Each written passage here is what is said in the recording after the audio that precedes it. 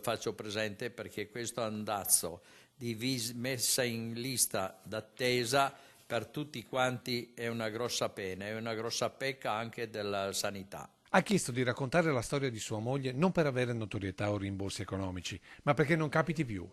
Piercarlo Sasso avrebbe festeggiato i 50 anni di matrimonio con la sua Luigina, se la malattia al cervello non gliel'avesse in poco tempo portata via. Ci accoglie nella loro casa di Spresiano, che mantiene con lo stesso ordine come nulla fosse successo.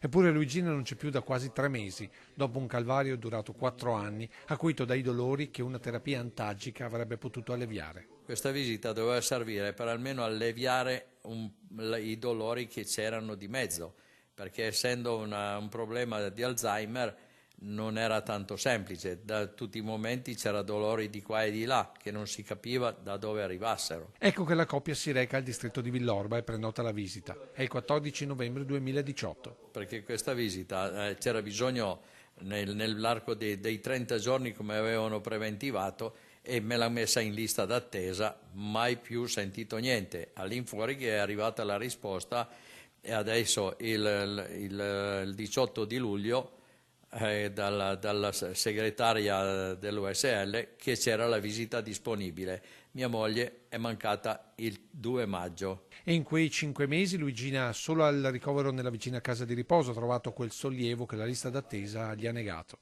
E da questa triste esperienza la richiesta al direttore generale dell'ULSS, Francesco Benazzi. Lui che è il direttore dovrebbe sapere come vanno le funzioni di queste visite, non visite, esami, perché la gente se va dal medico non va per farsi una passeggiata o una, come si dice, una chiacchierata, va perché ha bisogno delle cure e le cure che siano anche fatte, non solamente messe in lista d'attesa.